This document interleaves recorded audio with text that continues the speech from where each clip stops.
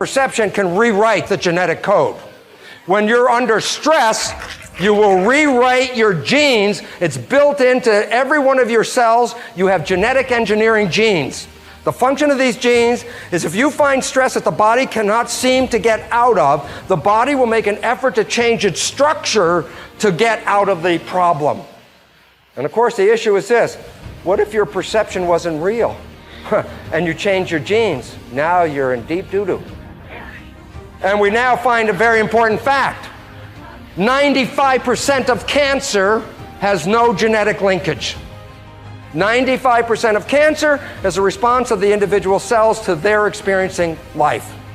And if you change your experiences, you can change the presence of that cancer. You think 60 to 70,000 thoughts in one day. Out of those 60 to 70,000 thoughts that you think in one day, 90% of those thoughts are the same thoughts as the day before. So if you believe that your thoughts somehow are connected to your life, then the same thoughts always lead to the same choices. The same choices always lead to the same behaviors. The same behaviors create the same experiences, and the same experiences produce the same emotions. And those very same emotions drive the very same thoughts. And your biology, your neurocircuitry, your neurochemistry, your neurohormones, and even your genetic expression is equal to how you think, how you act, and how you feel. And how you think, how you act, and how you feel is called your personality. And your personality creates your personal reality. That's it. So then, if you wanted to create a new personal reality, a new life, then you would have to start thinking about what you've been thinking about and change it.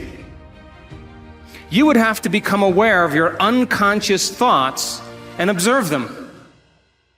You would have to pay attention to your automatic habits and behaviors and modify them. And you would have to look at the emotions you live by every single day that are connected to your past and decide if those emotions belong in your future. You see, most people try to create a new personal reality as the same personality, and it doesn't work. You literally have to become someone else. Prayer works, but not the way that you're praying. If I take you and connect a cap to your head with electrodes on it and connect that cap to a computer to read your brainwaves, an EEG. I can read an EEG on your brain and see how your waves are functioning. I can tell you if you're in a low frequency state or a high frequency state based off of your brainwaves. If you're an emotion of fear, doubt, anguish, begging, which is praying, the typical person begs when they pray, that's low frequency. Now, if I take you with that same exact technology and connect it to a computer and to read your brainwaves, and I have you in a position of upright power, understanding, commanding, unconditional love, happiness, now it's going to be high frequency waves going to the computer. The universe reads waves low frequency and high frequency. It knows low and high, and guess what? It's going to give you back whatever you give it. You're running around here begging and pleading and hoping and wishing and scrapping around, you're going to get the same kind of garbage back in your life. Until you stand up and draw a line in the sand and command your existence, command your potential, command who you are, command your outcomes to happen, you're going to be suffering. The reason why I command my realities is because I know the power is inside of me. So I command myself. I don't get on an airplane and pray to arrive at my destination safely. I command I arrive at my destination safely. I command it. Why? Because the same power of the Creator is inside of my body. I don't, please help me make sure I get there right on time and I arrive safely. No, that's a slave's mentality. I'm not a slave. I got the power of the Creator flowing through every atom in my body. So that I have a fractal of that power in me. I'm going to command things with confidence. My prayer is, I command it. That's it. I'm done. That's the whole prayer. That's the whole prayer. There's nothing else for me to say. There's nothing else to say. Command it. Walk in your true power. Another major assumption is that we're equivalent to genetic automatons. We have genes, they control us, we don't control the genes, and therefore we're sort of like victims of our heredity. You got cancer running in your family, you say, oh my goodness, I'm gonna get the cancer, I got the genes, or Alzheimer's, or diabetes, whatever. This is completely false, because it turns out genes control nothing. It's really the environment that is controlling the genes, and more importantly, our perception of the environment. How we see the world, what we think about the world is adjusting our genetics. So we find out disease, 1% of disease is connected to genetics. 90% or more of disease is connected to how we live in the world, because how we live in the world is altering or affecting our genetic activity. So what we know and what we believe is changing our reality constantly. Right, because the new science is called epigenetics. And what it means is this: our beliefs and how we see the world, we change our genetics. So rather than being victims, which we have believed all the way up to now, we are the masters. We change our genetics just by how we respond to the world. So we can change our responses, which means then we can change our genetics. So we're not victims. And one of the most personally exciting things that happened to my life was to recognize that I was not a victim of my genes or a victim of my society, that I actually am a creator of my life.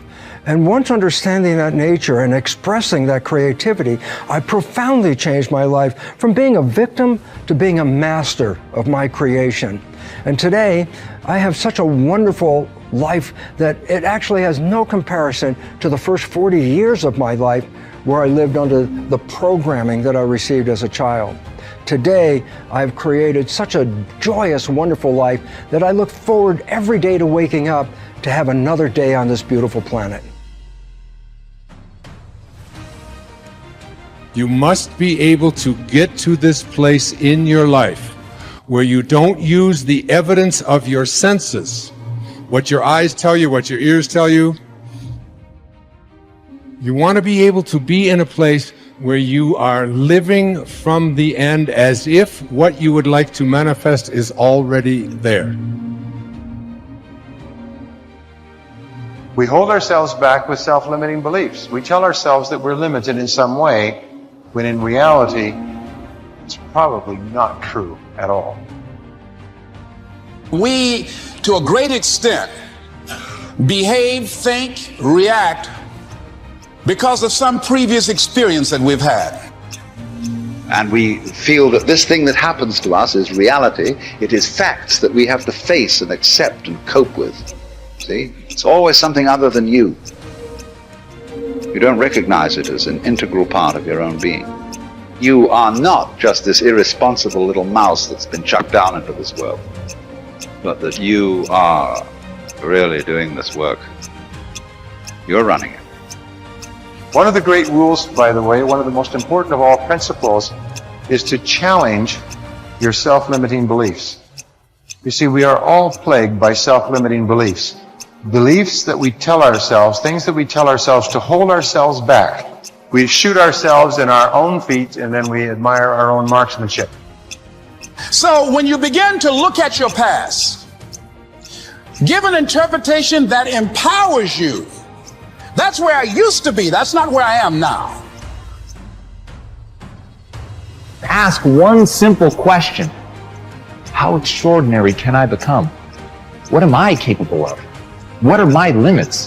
How far can I push myself? But all by doing one simple thing. Pushing myself to get better every day. But from you are amazing. You hear me? You are amazing. And the day you recognize you're amazing, the day you understand how amazing you are, everything changes. And I need you to understand something. When you recognize who you are, when you realize how amazing you are, there's just certain things you're not going to do no more. Come out here with what you got. You don't have enough money? Don't worry about it. You got the dream. You got the idea. You don't have enough resources? Don't worry about it. You need some help? Don't worry about it. You get out here in the arena, someone will look at you and become inspired and say, hey, can I help you?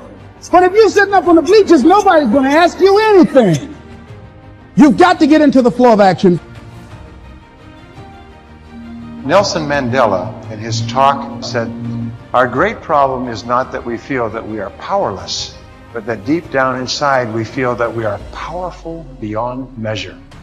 It's an incredible thought. It's almost a scary thought, isn't it? But it's also true, because the powers that you have are extraordinary.